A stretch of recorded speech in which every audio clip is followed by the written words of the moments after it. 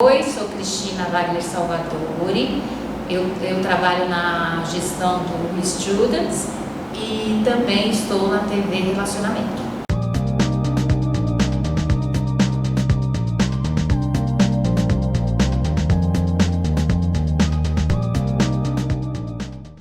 Olá, internautas, iniciamos mais um programa Gestão Executiva e hoje nós temos aí um convidado, um palestrante fantástico, que é o Jun Wagner. Jun, gratidão, viu? Muito obrigado por você ter vindo aqui. Obrigado pelo convite.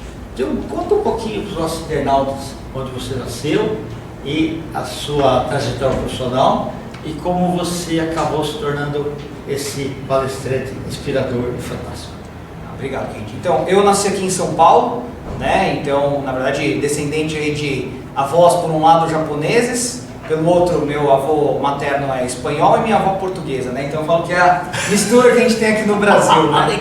Então eu sou formado em arquitetura e urbanismo, também sou formado em administração e tenho pós em gestão ambiental, né? E durante aí minha trajetória, eu participei como voluntário em diversas organizações, né? Então, sou fundador do Instituto Vencer Sustentável, também fui voluntário lá no Bunkyo, na JCI, né, Câmara Júnior, então eu tive a oportunidade de ser presidente local da JCI Brasil-Japão, que está aqui em São Paulo, depois tive a oportunidade de ser presidente nacional da JCI Brasil, depois ocupei cargos internacionais e hoje eu estou como presidente do Senado JCI Brasil, né? Então, sempre participando aí como voluntário nas organizações nipo-brasileiras, né? Sim.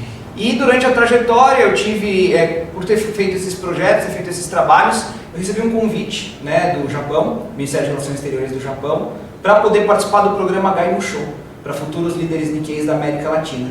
E na ocasião, quando a gente participou lá, eu tive a oportunidade de ser recebido pela família imperial e também pelo então primeiro-ministro do Japão, né, que na época era o senhor Shinzo Abe. Perfeito. E no grupo eu fui escolhido lá para poder ser o porta-voz do grupo, né? Então a gente teve uma audiência com ele, a gente pôde conversar um pouquinho, né? E aí foi uma experiência bem interessante, eu falo que é uma experiência única, né? É verdade. Ô Jun, e você começou a estudar japonês também quando era pequeno? Fiz também, né? Fiz ali o Nihongaku, né? Então, ali junto com os meus primos, com o meu irmão, né? Então a gente acabou fazendo. E agora, recentemente, voltei a estudar, né? Realmente, porque como a gente acaba não praticando, acaba esquecendo muita coisa. Então aí eu voltei agora, desde o ano passado, estou estudando aí novamente. Ler e escrever. Isso, ler e escrever. Bacana. Porque realmente é difícil. A gente, qualquer outro idioma, né, a gente tem que continuar praticando, porque senão parece que a gente perde um pouquinho o jeito. Não é que esquece, mas na hora de falar, na hora de escrever, a gente precisa cair a ficha de novo, né? Verdade, a gente acaba ficando enferrujado, você não pratica, né? E a parte da MAB Academy, né? Então, em 2017, como eu fui presidente nacional da JCI Brasil, eu fui aprender ferramentas e fui ver como que eu poderia me conectar melhor com os membros. Então, eu estava liderando ali mais de 2.000 voluntários. Então, hoje a gente falar pela internet é fácil, mas 2017 não era tão tranquilo assim. É verdade. E a grande maioria dos voluntários, então, fica no sul, né? E aí eu fui procurar uma série de maneiras de me conectar e aí eu vi a ferramenta, né? Eu vi a parte da metodologia coaching.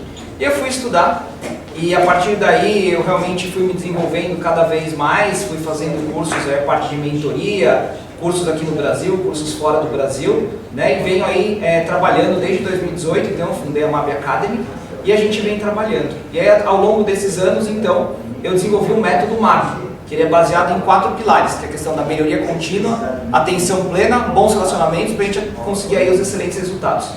Quando a gente fala excelentes resultados, o pessoal fala muito sobre alta performance profissional, né? Só que eu acredito que a gente tem que ter o equilíbrio, alta performance pessoal com alta performance, né, profissional. Então isso que a gente trabalha aí nesse método. Perfeito. E você é uma pessoa que nunca parou, né, Edil? Interessante, viu? Você já sofreu algum bullying quando estava na escola, alguma coisa? Não? Por tamanho, alguma coisa assim? Eu falo pelo tamanho não, isso aí eu sempre tive aí, meus amigos, eles sempre me protegeram lá, sempre resolveram, né? Então isso aí nunca tive esse problema, né? Eu sempre fui a pessoa que fez as piadas com isso, até o pessoal sempre brinca comigo, né? E os amigos sempre protegeram nessa questão. Mas eu sofri bullying até por uma professora, por ser descendente de japonês, né? E eu falo, acho que desde a época ali, como meus pais sempre me ensinaram muito bem, né, eu mesmo acabei me resolvendo ali. Então eu fui, saí da sala, reclamei lá para coordenadora, na época da escola, né, chegando em casa falei com os meus pais, e a escola pediu desculpas, falou, se acontecer mais algum incidente desse, você pode sair da sala e vir falar direto com a gente, né. E aí, no outro dia, quando eu voltei, era professora no caso, a professora foi lá e falou para a sala toda assim, olha só, o japonês lá foi reclamar de mim lá na diretoria, lá na coordenação. Aí eu saí da sala, já fui falar com a diretoria, né, com a diretora, e no caso aí eles já mandaram embora essa professora, aí veio pedir desculpas e tudo, mas aí depois que você já fez a besteira, né, verdade, já tinha sido avisado. Então, o bullying que eu sofri não foi pelos colegas ali, né, foi aí no caso pela própria professora. Então, isso faz tempo, hoje acho que isso já está muito mais difundido, né, divulgado, acho que a gente não tem, acaba tendo alguns eventos, mas acho que bem menos do que tinha antigamente, né. Então era as piadas lá, o japonês, o japa e tal, mas pelo caso da própria professora, pelos colegas não, sempre fui tratado muito bem. Que legal. Quando que você começou ter esse tido para poder dar palestras? E as escolhas também dos temas? Legal. Acho que essa questão das palestras, né, os treinamentos, eu sempre dei muitas palestras pela JCI, parte de cursos ali, internos na organização. Eu também tenho a oportunidade, eu sou professor hoje, com a questão do online, né? Então eu dou aula para uma universidade na Bolívia, dou aula também para uma universidade aqui brasileira, né? E dei aula há muitos anos, aí, 7 anos e meio, numa universidade de maneira presencial, né? Bacana. Então essa questão aí de sempre ensinar. E aí a parte dos cursos, como você falou, né? Como que eu comecei a conectar, realmente foi ver todos esses cursos, treinamentos que eu participei, eu acabei pegando assim, o que eu achei que é o melhor de cada uma das pessoas, cada um dos profissionais, cada uma das metodologias. E comecei a aplicar na minha vida. Ao aplicar na minha vida, começou a dar resultado, meus mentorados também começaram a ter resultado, né? E aí realmente eu comecei a conectar as filosofias japonesas, né? Porque as pessoas às vezes pensam, é só uma filosofia, não dá pra gente colocar em prática. Só que eu mostro como colocar em prática. Então a questão do Ikigai, né? Kaizen, Ichigo-Ichie, Motainai, tudo isso como que a gente aplica no nosso dia a dia de uma maneira que a gente pode aproveitar da melhor maneira possível e ter justamente essa alta performance pessoal e alta performance profissional. Para os internautas aí, principalmente os leigos, você pode explicar rapidinho cada uma delas? Rapidinho, então vamos lá. Ikigai, na verdade Ikigai é uma filosofia que ela está muito focada na questão do propósito de vida, né? Veio aqui para o Brasil essa tradução de propósito de vida. Eu prefiro legado de vida. Eu acredito que quando a gente nasce, a gente recebe uma tela em branco e aí a gente vai aos poucos ali fazendo os nossos primeiros traços, as composições, aprendendo as línguas, e o nosso grande objetivo, né, é deixar, quando a gente não estiver mais nessa vida, uma grande obra de arte, que é o nosso legado. Então, para mim, o Ikigai está muito mais ligado a esse legado, o que você quer deixar, né, para os outros, mas ao mesmo tempo, a gente não pode pensar só no futuro. É claro que a gente vai criar nossas metas, a gente vai criar os nossos objetivos, mas a gente tem que se divertir durante o processo. Então isso é um pouco do Ikigai, né? A razão pela qual você se levanta todos os dias. Por que você faz o que você faz todos os dias? Por que você faz o seu trabalho, né, sua atividade profissional? Às vezes o grande problema é que as pessoas acabam entrando na rotina, entram no automático.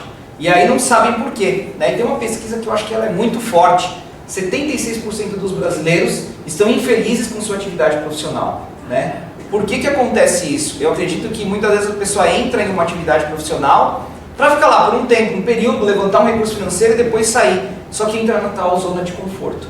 E aí acaba ficando, teve uma promoção, tem a tal da estabilidade, né? Que eu acredito que é uma enganação ali, né? E aí a pessoa acaba ficando ali e por isso que muitas vezes as pessoas reclamam. Então esse é um pouquinho do Ikigai, né? O Kaizen, a gente pode dizer de uma maneira simplificada, a melhoria contínua.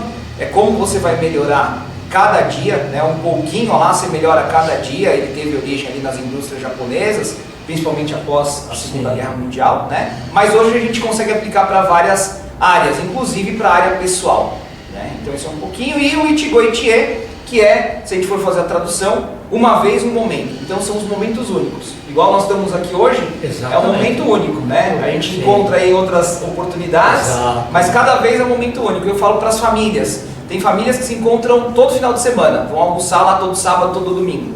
Só que cada dia é um momento, né? É uma maneira que você vai estar com as pessoas. Então a gente tem que aproveitar esses momentos, como se fosse o último momento. Uma vez eu recebi uma frase, né, que eu acho que tem muito a ver com isso, que é assim, não existem, né, despedidas ali, vamos dizer assim, as despedidas que são feitas da maneira correta, né? Então o mundo a gente tem que viver cada dia como se fosse o último, né? Não existem essas despedidas perfeitas, a gente tem que viver cada instante, porque a gente nunca sabe quando vai ser o último. Gil, se me permite, então, não é um momento único, porque eu estou hoje com um profissional que foi recebido pela família imperial do Japão. Então, realmente, muita honra, viu? Obrigado. Obrigado, Ken. E pode continuar, vou até lá. Então a gente falou, né, sobre o Ikigai, sobre Kaizen, né, Ichigo Ichie e Mottainai. Né? Mottainai, quando a gente fala, é a questão do desperdício. Então, a questão da cultura japonesa ela é muito focada no desperdício, né? De evitar o desperdício. Então, aqui no Brasil, a gente vê o tanto que a gente desperdiça. Não só a questão de alimentos, mas o nosso dia a dia também. Quando você acaba não querendo mostrar sua habilidade, não colocar sua habilidade a favor do mundo, você está desperdiçando essas suas qualidades. Né? Está sendo, vamos dizer, egoísta de não colocar essas habilidades em prol do mundo, né? Então, eu falo, a gente não pode desperdiçar a nossa vida, né? A gente tem que realmente aproveitar a nossa vida ao máximo para que a gente possa viver o que a gente precisa viver, né? O que a gente nasceu para viver. Então, ô Dilma, nós estamos aí nos finais, tá? Já que você volta outras vezes, você pode deixar teus contatos aqui? Ah, claro, então, né, quem quiser, a gente pode conversar um pouquinho mais através aí das redes sociais, @junmab, tá? Ou através do meu site, www.junmab.com.br. Então, obrigado aqui pela oportunidade. Gratidão, muito bom revê-lo. Obrigado. Internautas, com os agradecimentos então a esse fantástico profissional, Junmab, nós finalizamos mais um Você é Top. Um grande abraço e até a próxima.